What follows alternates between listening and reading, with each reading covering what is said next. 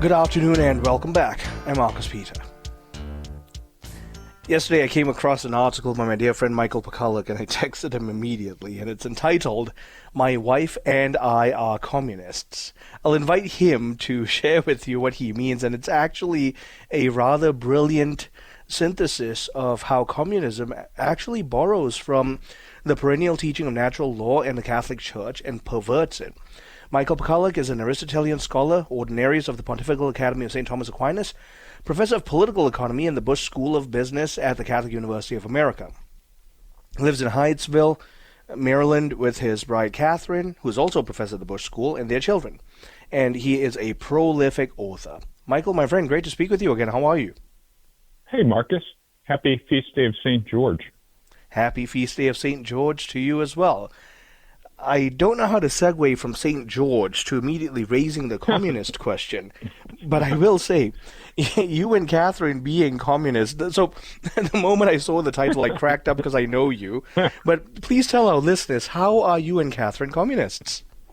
Well, the word, so it's a pun. I mean, the word communist has two meanings, going way back, as you know, to classical times and Plato. Communist was somebody who thought that in some kind of society, all the goods should be held in common. And throughout all of history, we've seen communists in this, I suppose you could say, small c sense, and often they form small communities, utopian societies. They typically quarrel and become impoverished and fight with each other and die out. And then there's communism with a big C, and this is Marx and Engels. And this is a complete theory of history and of the economy and of political society, which has been very destructive and responsible for the murder of tens of millions of people. So obviously we're not communists in the second sense, and that's why I got a lot of clicks. A lot of people open this. But we are communists in the first sense. Now, what's interesting about this, if you think, I mean, how far can you actually extend this communism? And even in a close-knit Christian family, it doesn't extend beyond the husband and the wife. So we have all our goods in common. We have one bank account that we share. We consult on all decisions. I don't spend any money without thinking I'm spending her money and vice versa. Obviously, I don't wear her clothes. But, we treat everything as somehow in common. I mean, she might, for example, sell an expensive dress so that I could buy a suit.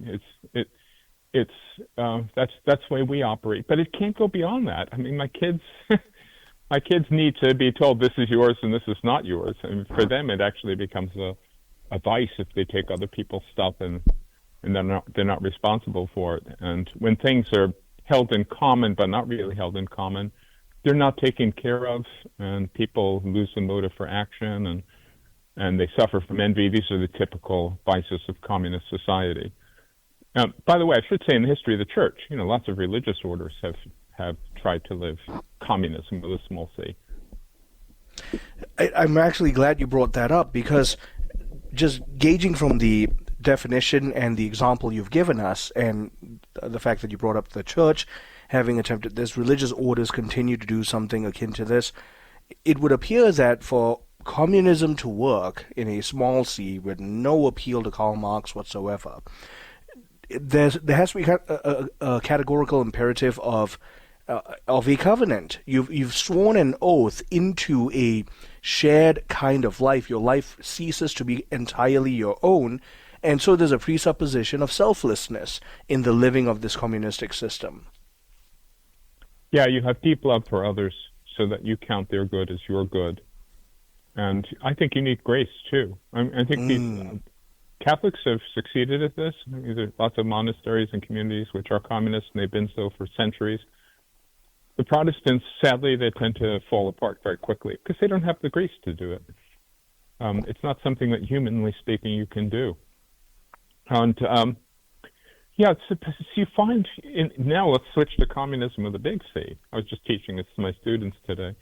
You find, together with this kind of sinister pseudoscience of economics in Marx and Engels, you find this almost adolescent idealism. That this famous remark from the that you in an ideal society you wake up and you fish, and then in the afternoon you read a book, and in the evening you engage in literary criticism. It's the division of labor isn't even appreciated by these people. But you do find in communism, the big C, this idea that deep within us is a desire to be close and united with every single member of the human race. And I was telling my students, I have no such desire. Like, I'm driving through traffic, and I often look in the cars of other people next to me, and I just the thought of like being in the same automobile with those other people just gives me kind of the heebie-jeebies. I want to be at arm's length with people in society in general. It's an interesting question I raised to them about heaven. In heaven, are we so close? Some theologians have held that in heaven, all Christians will be as close as married couples ideally are. And I wonder whether that's really true or remain somehow distinct in heaven. I know, it's a nightmare for introverts to think about. I know. Please, no. Give me my own corner in heaven, just to hang out by myself. My little nook to read every book I want and leave me alone. Exactly. Heaven's got to have a place for introverts, too, yeah. I should imagine so. So, just based on what you've just shared, Karl Marx had... now, I want to be very clear here. I am not therefore saying Marx was right. But he was grappling with a very real, very true concept of a desire for a beatific utopia. And he attempted to take what he knew the church had accomplished without the grace and the structures of the church, and then to forcefully enact it in society. Where did he go wrong, Michael? Well, he went wrong almost in everything that he said. His analysis of history is mistaken. His analysis of the employer-employee relationship is mistaken. His understanding of just the role of innovation in a market is mistaken. But I want to say this: some viruses look like they're designed in a sinister way to infiltrate the defenses of the body and to pierce into cells and take them over. I don't give the kind of good intentions interpretation of Marx. I give this is from the mouthpiece of hell interpretation of Marx. Mm-hmm. And I think it's if you kind of packed in every motive for getting people angry and violent with self-righteousness, that would be a good description of the genius of Marxism, because it makes a big deal out of envy. It has a kind of Luddite view of the rival of the machines, because it has a progressive view of history. If we haven't yet arrived at this ideal utopia, then you can get angry at the reactionaries who are slowing it down. And then you add this kind of adolescent idealism of how we all ought to be united and be able to live in complete freedom without any kinds of restrictions. And and religion, of course, then ends up getting in your way constantly. If you approach it from this point of view, if you were an evil genius who wanted to design a religion substitute that would hook into all of the nasty motives in human beings, which made them, on the one hand, very energetic, because Marxists have put Christians to shame and how hard they work in favor of their cause. And on the other hand, it made them very violent and disposed to kind of murder anybody who gets in their way. That would be Marxism. Yeah, anger tends to be a more driving motivator than peace and love and tranquility with our Lord. Definitely, yes. Which also further raises, if I may broaden the conversation to a bit of the philosophical reality. I'm talking with Dr. Michael Pakaluk about how he and his bride are communists by a classical definition, lower C communists. And that's because that's how good marriages ought to work. And therefore, any conversation of Karl Marx and Engels' version of communism is a perversion, a privation, an evil version of this shared good for the purpose of human flourishing. We'll talk about this on the other side of the break. Stay tuned. I'm Marcus Peter.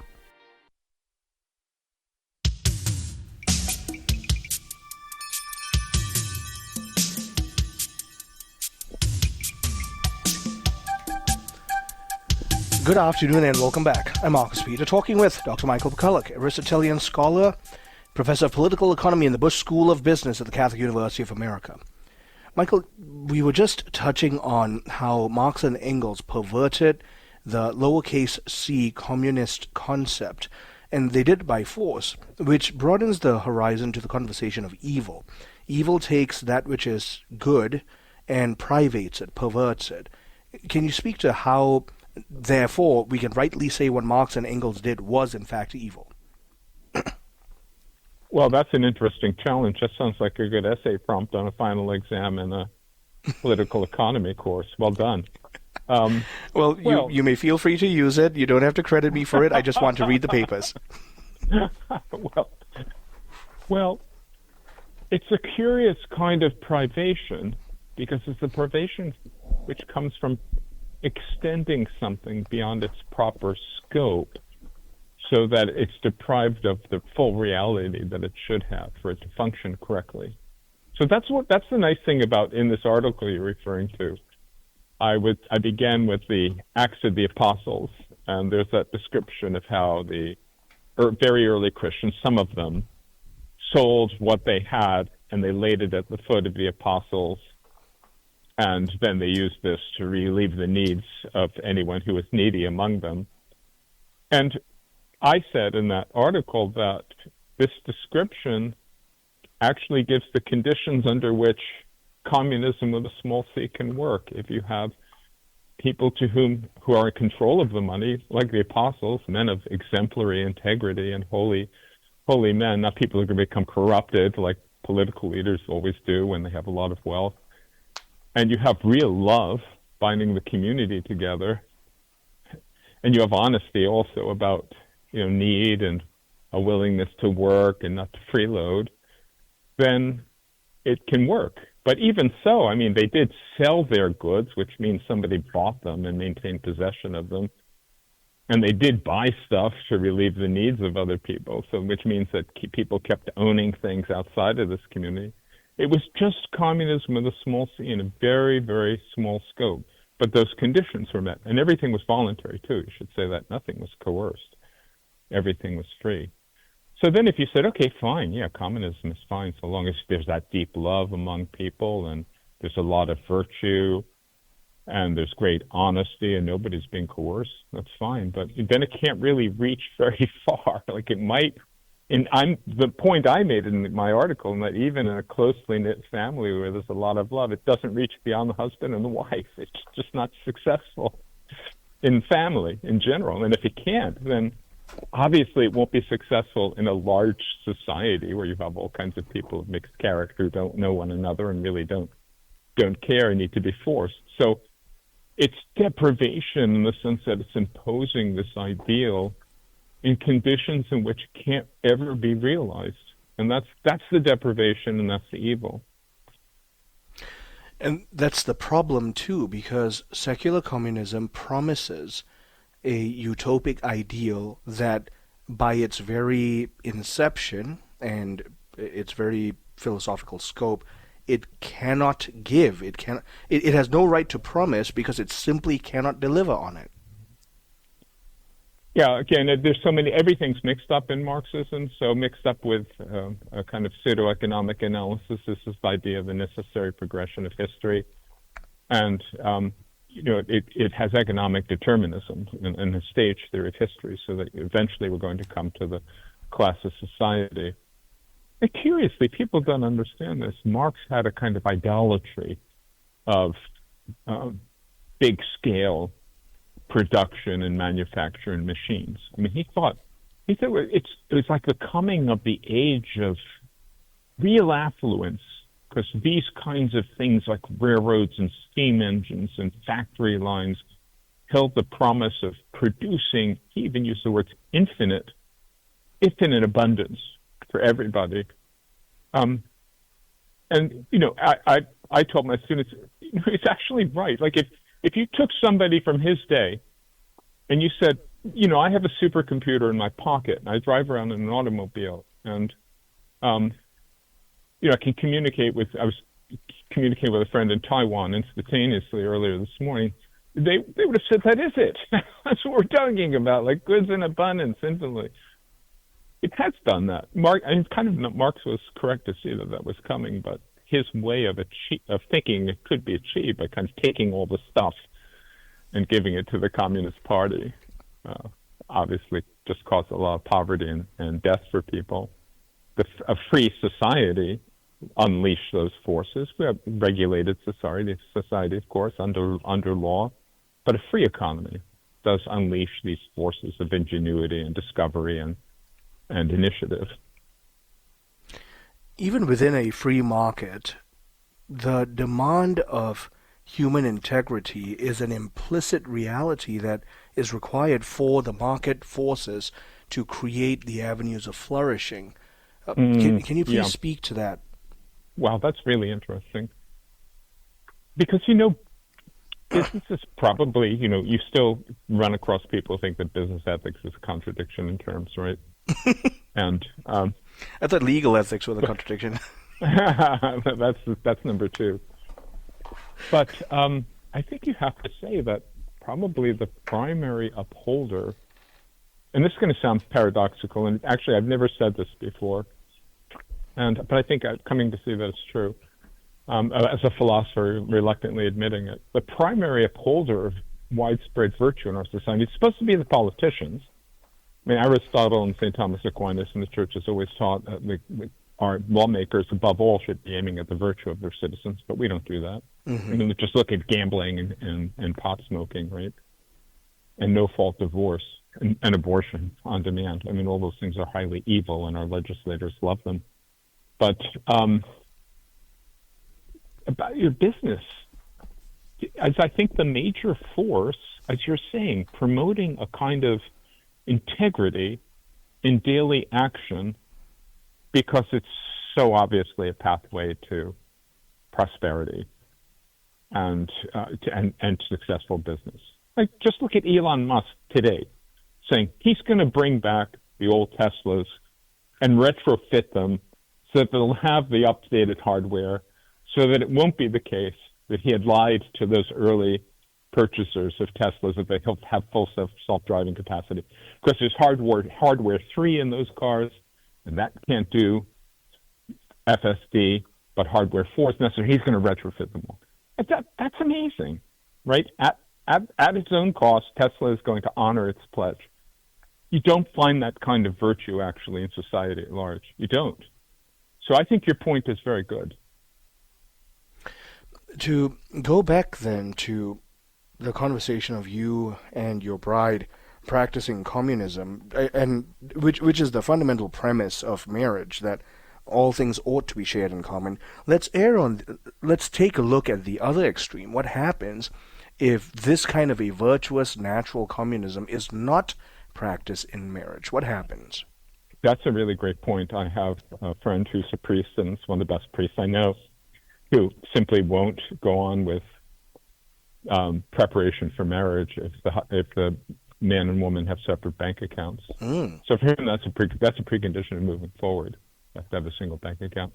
Wall Street Journal has had a series of articles this week about divorce and the finances related to divorce, and this idea that you keep your own bank account, they call financial infidelity. And so people are having their own bank accounts, or siphoning off money into this, they're using it without their spouse's knowledge, and often for gambling or to keep a companion on the side or something like that. It's like somebody who's using contraception, outfitted with contraception, is pretty much calculating to fornicate. So you have a separate bank account. That's mischievous already. Why? I mean, my wife and I, we have a $100 limit. Admittedly, we don't always follow it strictly. I'm probably the one who offends the most. But if we're going to spend more than $100, we're going to check it out with the other person. Probably, after inflation and bad Fed policy, it probably needs to be $200 now. But it has been $100 for a while. So, yeah, I think that you're right. If there's this separation and of anything, not just money, of time, vacations. No, it's an interesting question. Why are friendships why are they an exception? Why is it, in a certain sense, necessary for husband and wife each to have their own close friends for consultation and advice. And that's an interesting question. I don't think husband and wife should be each other's spiritual director. I think that's a huge mistake. Right. So St. Thomas Aquinas would tell us that the very prerequisite for this covenant to work and work well is friendship, and it forms the basis of even the Christian life, that God wants to be friends with us. But at the same time, that doesn't mean that your spouse is your immediate mission field. You're supposed to be in mission together. Yeah, yes, that's a good way of putting it. And I would add this thought as well, and I don't know if you've seen my book, The Company We Keep, but I wrote a book last year on Christian friendship. But I'm very much Aristotelian and Thomistic, and those great thinkers believe that friendship flowed out of self-love and self-regard and self-treatment. And, Benedict made this same point in his encyclical Deus Caritas, says that there's the love of eros, which is a kind of feeding, nurturing love, has to come before the love of agape, which is a self-giving love. And so I think that we need friends and spiritual directors and time alone and retreats on our own to grow in proper self-love before this communism of marriage can be practiced well. Michael, tremendous joy. Thank you, my friend. My guest has been Dr. Michael Pakaluk, and he's from CUA, and he's been talking with us about how marriage has to be rooted in a friendship, a deep friendship that finds itself in a natural, virtuous communism. I'm Marcus Peter.